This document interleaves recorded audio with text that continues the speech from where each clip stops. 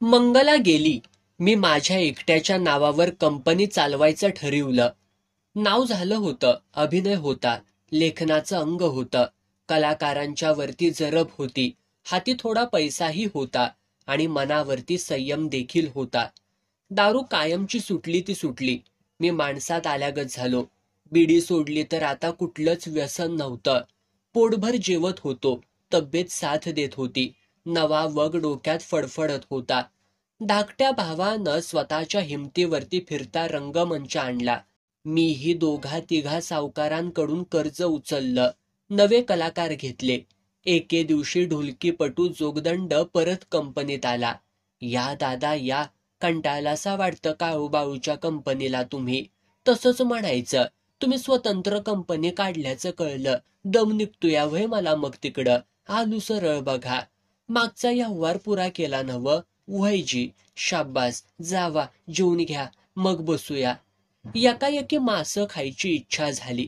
खरं म्हणजे दारू संगट मटण मांस वर्ज्य केलं होतं, पण म्हटलं खाणं राहिलं, धरायला काय हरकत हाय, तेवढीच जीवाची करमणूक. दुसऱ्या दिवशी मच्छरदाणी घेतली, गेलो माशाला. सोबत 2 रिकाम टेकडी कार्टी. तेवढ्यात एक नाक्याला काळा माणूस एका म्हाताऱ्याला घेऊन आलाच. राम राम नाना. राम राम, बसा की, एवढी मच्छरदाणी फिरवून आणतो. हाना हाना जावा. वड्याला काय मनाजोगा मासाच नव्हता, नुसत्या चिंगळ्या, बारक्या पोराच्या नंगुळीगत, कशा तरी 4-8 गावायच्या, नुसता काकडायचा धंदा. मी आलो वर, खडकाईला चड्डी पिळली, बसलो तिथेच. बोला, कुठनं आलासा? आम्ही मणे राजुरीचं. तुमचं नाव ऐकून आलूया, ह्या पोराला तमाशात घ्या की व्ह. नाव काय र तुझं? सदानंद काय, नाटकातनं काम करतो. दगदग जमणार का? हाय सवय मला, न जमायला काय झालं? पगार फकस्त 1 रुपया मिळल, 2 वक्ताला जेवण देऊ, दारू प्याचीन हाय. चालल चालल. कमाल वाटली माणसाची. पगार ऐकून एखादा पळाला असता. पण गडी अस्सल कलावंत वाटला. 4 दिवसात चांगलाच रमला. एकाचड एक कलावंत मिळाले. गाणारा, पार्टी काम करणारा हुसेन मुलानी चालून आला. विनोदी भूमिका करणारे गणपतराव रोकले आले. शाळगावकराला जोडीदार झाले. नव्या पोरी बी घेतल्या. खऱ्या अर्थानं शालीन असणारी शालन आली. गौरा होतीच. माया, लाडी, पिंकी या चुणचुणीत पोरी बी घेतल्या. बाळूताई, आकाताई तर घरच्याच होत्या. वगाच्या कामाला हक्काच्या बायका, तशा अडाणीच, पण शब्दफेक अशा करायच्या की ऐकणाऱ्यानं रान हरणागत टवकारावं. जुन्यापैकी अशोकच तेवढा एक आचारी, पण लय तापट, सगळं ऐतं पाहिजेल. त्यात आवडल त्याला त्याला जवळ घ्यायची सवय. जीभ इतकी तिखट की जणू मिरचीच्या झाडासनं तोडून जबड्यामध्ये चिटकावली या. 8-15 दिवस गेला असत्याली नसत्याली. पातळ नेसल्याला वामन आला. राम राम नाना. कोण र तू? मी जुकती हाय साहेब यल्लम्माचा. काय काम काढलंयस इकडं? आचार्याचं काम मिळालं तर द्या की गरीबाला. तू माग काळूबाळूकडं होताच वाटतं. वय साहेब, पगाराचं पटना, आलू बघा माघारी. ठीक आहे, कवापासनं येतोस मग? म्हणाल तवा. आतापासनच लागतो कामाला. भाकरी थापीन, चपात्या करीन. लुगडं नेसायलाच पाहिजेल का तुला? त्या परास बन्यान आणि लुंगी वापरत जा बाबा. चालल चालल. अरे अशोक, इकडं य. आलाच किडकिडीत अशोक धावत. मूळचा करवाडीचा, स्वभाव ताठ. काय झालं नाना? ह्यो वामन आलाय बघ, भाकरी चांगल्या थापतो. तू भाजी भाताचं बघ, ह्यो भाकरीचं बघल. आणखी एखादा आचारी नेमा साहेब, दोघांसनी काम नाही उरकायचं. ते दिलीप हाय की र, त्याला काय कापायचं हाय वय? ह्या वामण्याचं त्याचं जमल, माझं नाही जमायचं. गंमतच वाटली. कलाकार भरले, पण वाद्यांचं काय? संगीत मॅनेजरला हाक मारली. आलाच टोपी फिरवीत मॅनेजर. वाद्य कशी हायती? बरी हायती, पण ढोलकी बोंगो ह्यासनी नवी पुढं टाकायला हवेत. साठ्यांना पाठवा, जावा जा. आलेच साठे. तमाशा प्रांताशी गेली 35 वर्ष संबंध. प्रत्येकाच्या कानातील पडद्यावरच्या रेखा यांना माहीत. गेली 11 वर्ष माझ्या कंपनीत आहेत, पण कधी तक्रार नाही. सांगेल ते काम करायचं एवढं मात्र खरं. काय नाना? वाद्यांची पुढं गेल्या ती, बाकीची वाद्य बघा तपसून. ते बाणेदार कुठाय ती का गेलं तर बोरगावकरांच्या माग? काय सांगता येत नाही. बोरगावकरांनी आपली बहीण त्यांना दिल्या आणि घेतलं या वापरून. बघा बघा, बोलवा त्यांना लवकर. त्यांची 4.25 सप्तकाची पेटी जरा बदलायलाच हवी.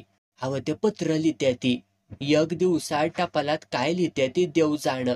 स्वतःची कंपनी खऱ्या अर्थानं उभा करायला जुळवा जुळवीतच महिना गेला. तंबू आला. फिरता रंगमंच उशिरा का होईना मिळाला. बोरगावकर फुटल्यानं आणि मंगल गेल्यानं कलाकार मिळणार नाहीत असं वाटलं. पण घडलं उलटच. एके दिवशी सकाळच्या कोवळ्या उन्हात मोहन प्रधान आणि शब्बीर भाई आला. देखणी पोरं. मोहन तर सिनेनट दुसरा. जणू कॉलेजातून नुकताच घराकडे निघालाय अक्षी थेट. त्या दोघांच्या पाठोपाठ 3 पोरी.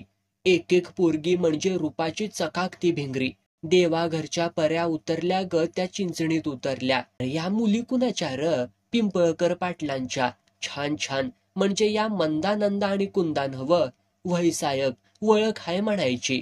आता आम्ही समधी माघारी जाण्यासाठी नाही आलेलो. तुमच्या तमाशात घ्या आम्हाला. अरे दमून आलायसा. जेवा जा, आराम करा. संध्याकाळी करून टाकूया करार. कुंदानं मोहन प्रधानशी लग्नच लावलं होतं. मंदा शब्बीरवर मोहित होती. मोकळी होती फक्त नंदा. रूपाचा भरारी बाज घेऊन नागिनीगत पोरींमध्ये वावरायची.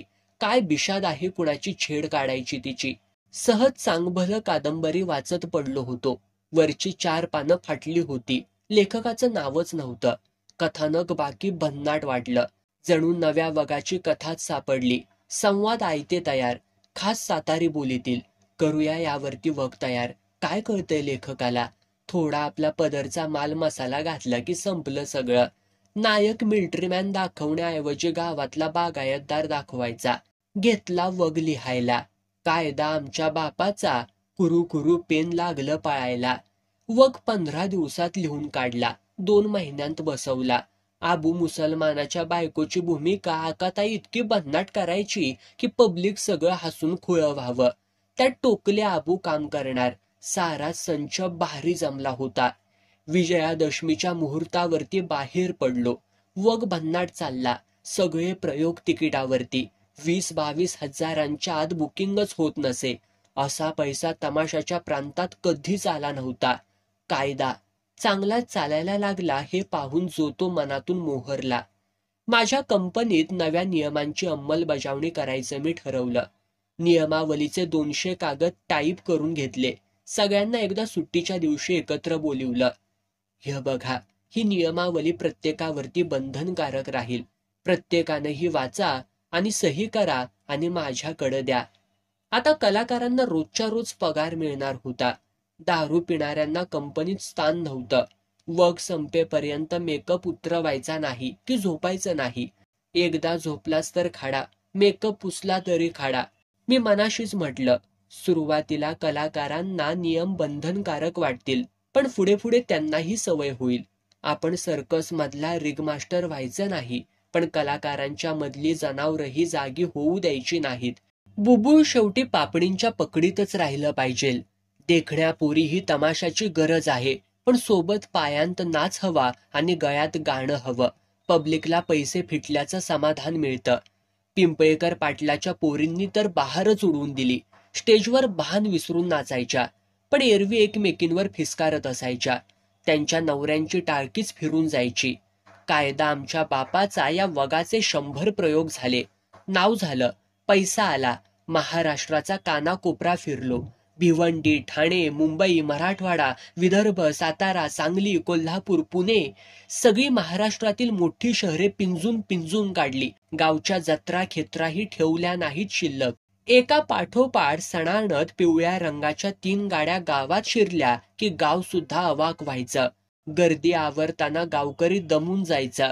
10 हजारांच्या आत सुपारी कधी घेतलीच नाही. स्वाभिमानी जगायचं. आपल्या कलेचं योग्य मूल्य झालं पाहिजे यासाठी धडपडायचं. मानेवर जू कधी ठेवायचं नाही. तसं करू पाहणाऱ्याला तर जवळ घ्यायचंच नाही. मनाला खंत होती भावाच्या भांडवलाची. जवळजवळ 1,20,000 तो प्रश्न होता. व्याज लावलं तर डोंगरच होणार होता. केवळ भांडवलाच्या जीवावर भाऊ अधूनमधून कंपनीत यायचा, बसायचा, गप्पा मारायचा, कधी राहायचा, वाद न घालता निघून जायचा. त्याच्या राहण्याबद्दल माझी काही तक्रार नव्हती. पण शब्बीरला त्याचं राहणं आवडत नव्हतं. 2-3दा तक्रार झाल्यावर मी शब्बीरला सांगितलं, तू जाणे आणि तुझी मेहुणी जाणे. मध्ये मला ओढू नकोस. तुझ्यासाठी मी भावाशी वैर करू का? वस्तुस्थिती वेगळी आहे नाना. सध्या नवे शत्रू मला वाढवायचे नाहीत. भाऊ कसाही असला तरी एक जिद्दी माणूस आहे. माझ्या पडत्या काळात त्यानं सावरले मला, हे तू लक्षात ठेव. मी वाद फार वाढवला नाही. आता सर्वांशी संबंध चांगले ठेवायचे. गाव, शाळा, ग्रामपंचायत, खाजगी मंडळ, प्रतिष्ठित माणसं जोडायची. तमाशा हे गावाचे एक महत्वाचं अंग बनलं पाहिजे. नाहीतरी सरपंच अरुण पाटील म्हणतात ना, नाना तुमच्यामुळे चिंचणीचं नाव महाराष्ट्राला माहिती झालंय.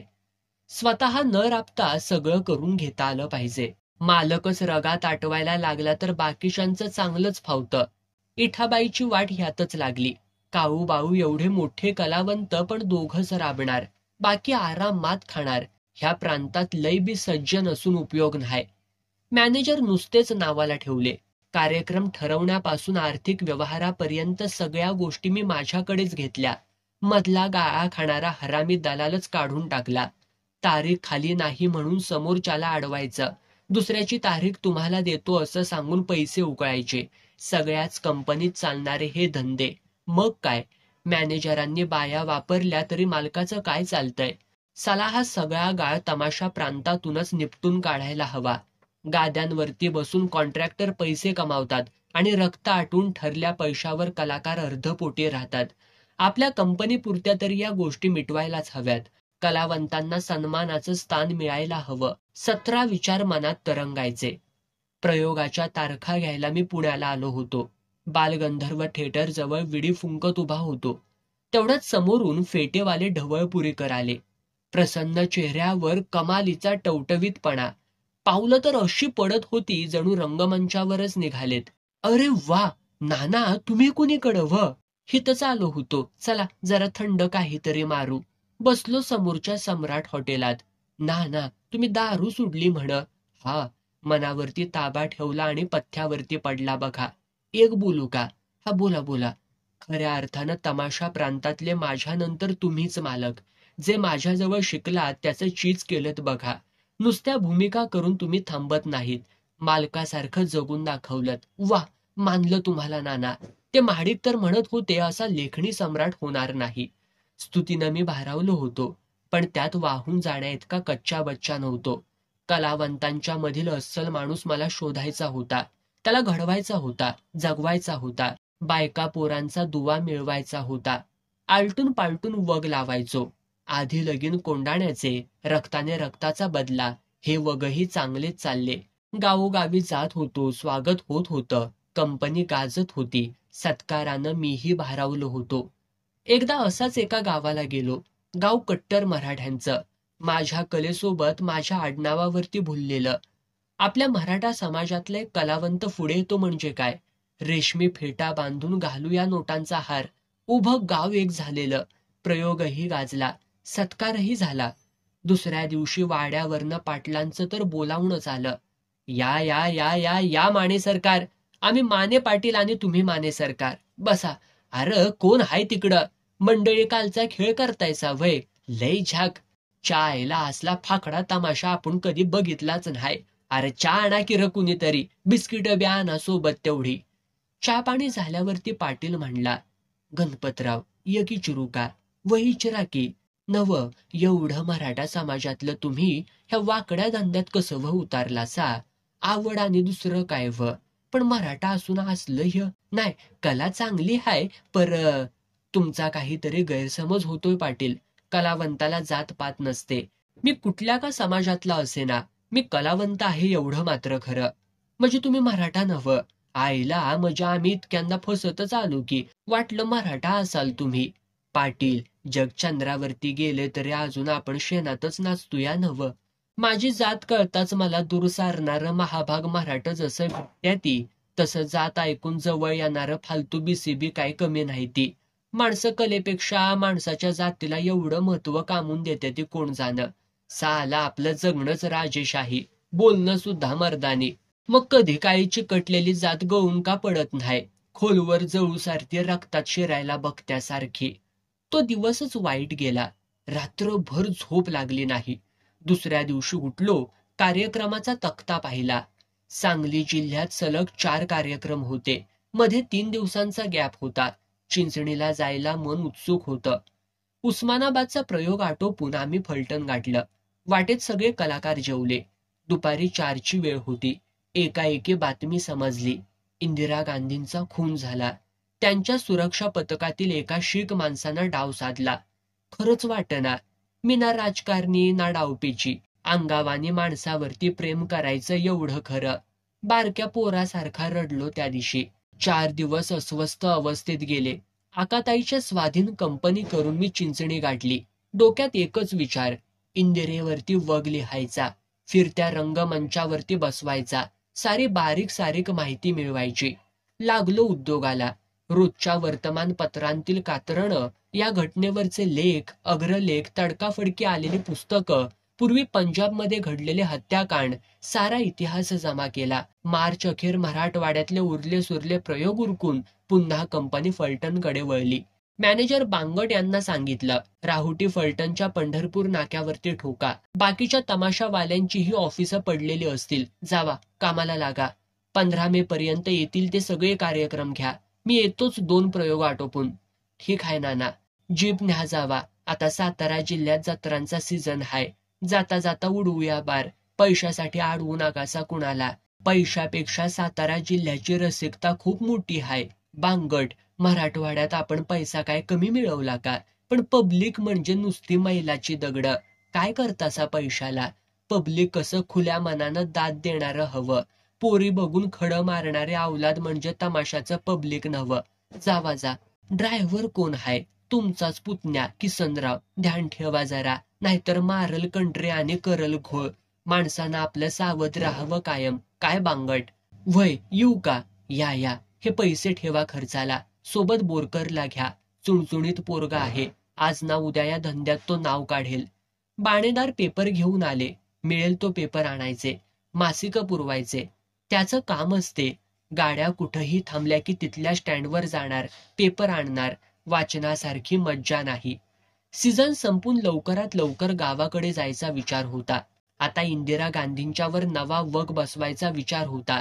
त्या दृष्टीने रंगमंचाची आखणी, नवे पडदे, शेवटी लागणारा दारूगोळा, तलवारी, बंदुका, हँड ग्रेनेड्स सगळं नवं खरेदी करायचं होतं. यापूर्वी असा राजकीय समस्यांना पोटात घेणारा वग मी लिहिला नव्हता असं नाही. इंदिरा मठाचे गुपित मी मांडलेही होते, पण मनासारखा प्रतिसाद नव्हता. म्हणूनच मी सावध चाल चालायला बघत होतो. सर्व बारीक सारीक माहिती मिळवित होतो. त्यासाठी मला पंजाब पर्यंत जाणं गरजेचं होतं. इंग्रजी, हिंदी मिळतील ती पुस्तकं मिळवायची होती. शिखांचे कोडवर्ड हवे होते. मिलिटरीची पूर्ण माहिती गरजेची होती. आणि हे सगळं करायला मला वेळ हवा होता.